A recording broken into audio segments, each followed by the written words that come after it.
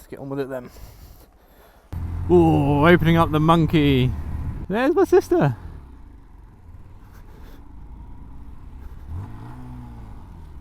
My sister would have loved that, me out on the Monkey. I was driving around in my car, which is a 3 Series, and I noticed the power then, or the power difference between a Honda Monkey and a 3 Series car, which I suppose is only 200 brake. Sorry, I just realised this is 9 brake, and my car's 200 brake. But in like second gear, if you pull the throttle, so I'm what, 24 now, it picks up quite quickly. It's quite torquey. So that guy took a picture of me. He was like, "Oh yeah, monkey bike. Let's get a pic of that." I've got my backpack on because I want to tell him I'm going shopping, which I am at some point today. Just not in this specific trip. Right, 25.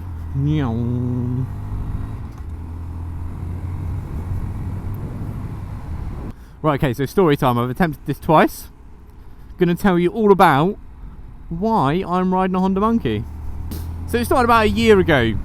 I really started getting into motorbikes. My sister had ridden bikes around since she was sort of 16. So I've been around bikes before. She went from a little Vespa when she was 16 to a 125 dirt bike, and then she got a big license, well, her A2, and got a Honda CB500, one of the old CB500s. So I sort of known I wanted to get my bike license, I just wasn't too sure when. And this year I put it on my bucket list, I wanted to get my motorbike license. Then around January I started getting really interested in seeing how I could go about and get my bike license. So I'm 23, so I'd only be able to do the A2. So I started looking around at what sort of bikes I might be able to get. So it's up to 46 horsepower, 500cc engines, or you could get a restricted version of a bigger bike. So I started getting interested in bikes, looking around. There was a Ducati Scrambler which was A2 friendly. I was asking my sister and she said, why don't you look at the CB500F, which is sort of the newer version of her CB400. Thought that sounds fantastic. So one afternoon in January I went to my local Honda dealership, Honda bike dealership, Honda Chiswick, and I went in there and I said, right, I've never ridden a motorbike before, I've never sat on a motorbike before, but I'd like to buy one. Can you show me some of them?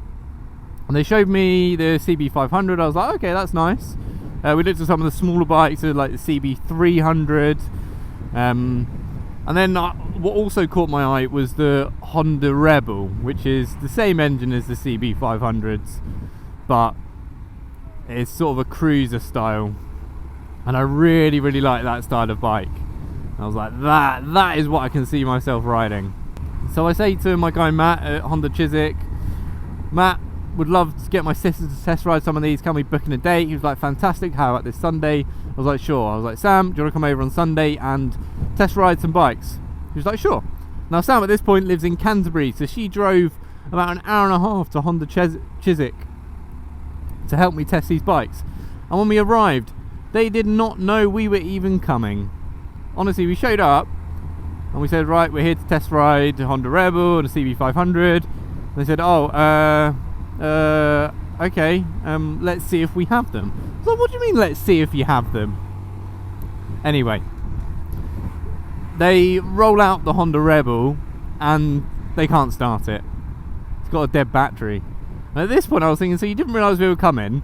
My sister driven all the way from Canterbury, an hour to get here to test ride these, and then the one bike out of the two that I want to try has no bloody battery.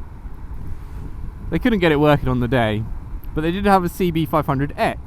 There's an X and an F. X is more of a touring, the F is more of a street naked bike.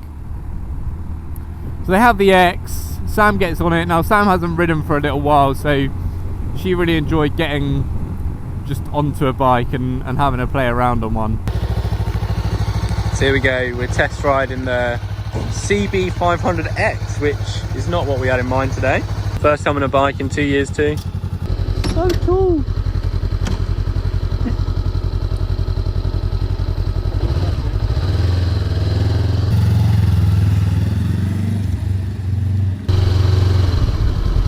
and it was also the first time I'd ever tried to move a bike, like understand how a clutch works, putting it into gear. So we rode the couple of miles back to mine, and we rode across the road literally 10 meters. I'll put some clips in of me doing that.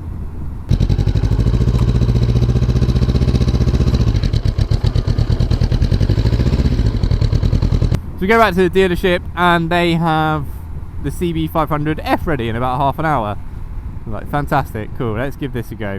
One of the bikes we actually wanted to ride. And Sam was like, oh my word, this bike makes so much of a difference. I'll put a clip in the first time she rode the bike. She was like, oh yeah, that's better.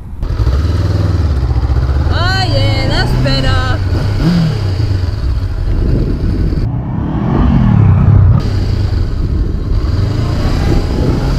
And at that point I was a bit more confident in moving a bike, so I did a few runs, literally did 10 meters across my road. Oh, it was so good as well. So good. We go back to the dealership and I'm like, great, I really like the CB500F, would like to see what you've got. And they had a 19 plate one with 600 miles for £3.5 grand. I thought, well, that's a very good deal, that's £1,000 off the new price, and it's only got 600 miles. It wasn't a colour I particularly liked, but it was still the same bike and it was a good price. So I said, great, I'll let you know about the bike. So the next day I emailed them and I say, oh, love the bike, would love to know how I can get it. Nothing. Like radio silence. Didn't hear anything back from them for days. I'm like, guys, I want to buy this bike. I want to give you money, take my money, and I'll take the bike and Sam will ride it away or something. You should get a Monkey. Much better than push bikes. See? So about a week later, I sent an email, a strongly worded email to like the head of the branch saying, I want to buy this bike and no one's responding to me. I tried calling up. This happened on the test ride as well. They weren't ready for us. They didn't even have one of the bikes I wanted to buy or to try. And now I just want to buy one. Quick note, the reason I wanted to buy a bike before I passed my test was I wanted to have one there and ready once I passed, so once I finished I could just go and ride it, and also so I could get some practice up and down the road that I lived on. Eventually my guy Matt responded to me and we got through and bought the bike. Now, I don't have a license here, so I couldn't collect the bike or ride it back. Sam wasn't available on the day, so we had to get one of Sam's friends. I wasn't living in Canterbury where Sam's friend was, so my mum had to drive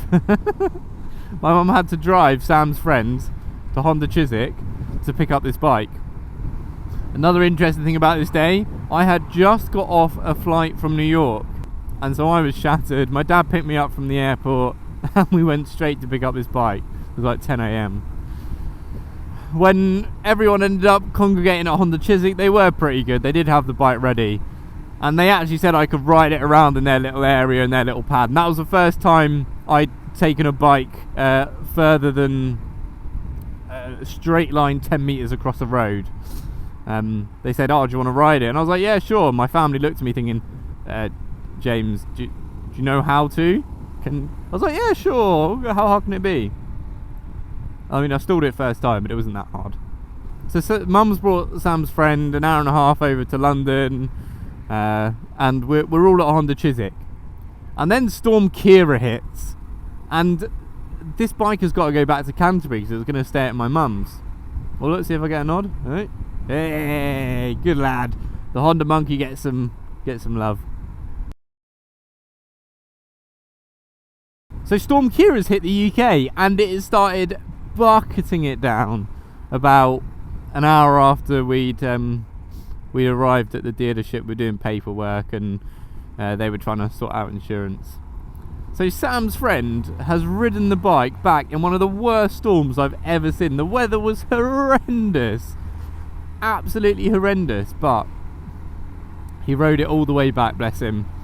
He was drenched by the time he arrived. It was 60 mile an hour winds on the motorway, so my bike got a bit of a battering getting back.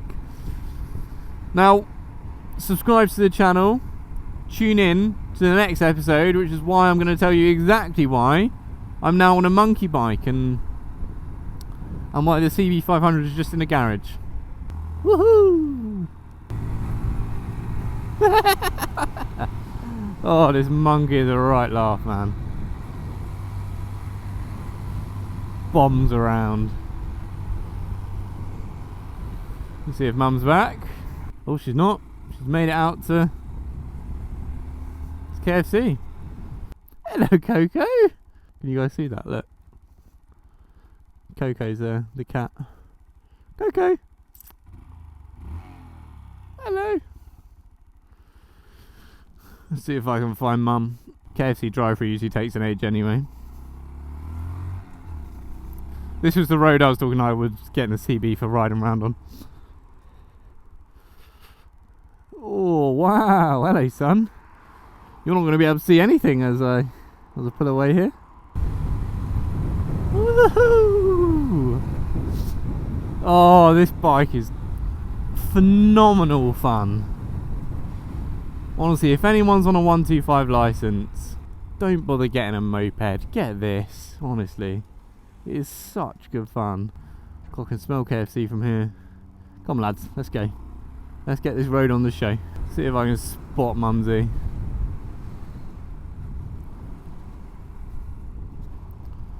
There she is. Ooh.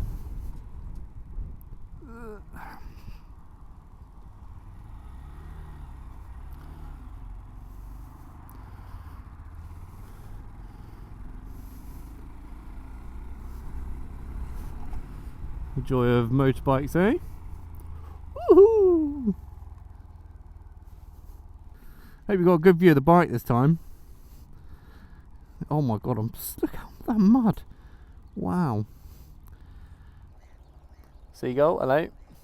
Now, should we take bets? Is Mum going to notice me or not? My god, how long are they taking? Your gloves are going to be required for next time. Oh, look at that. Dirty. Sorry, guys. Oh, I didn't realise there was so much backsplash on you. There you go. It's been there 3 minutes.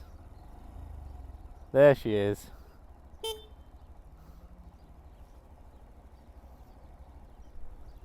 How's she going? Oh, go. Go straight off. 5 out. Oh, don't pull out there, mother. Fuck's sake. Oh. Meow. I'm in Mum's slipstream. Saving fuel. Woo. Let's go. I was waiting there for like 6 minutes as you were waiting for your food. I was like, what is going on? I stepped in mud. I'm trying to clear off the mud.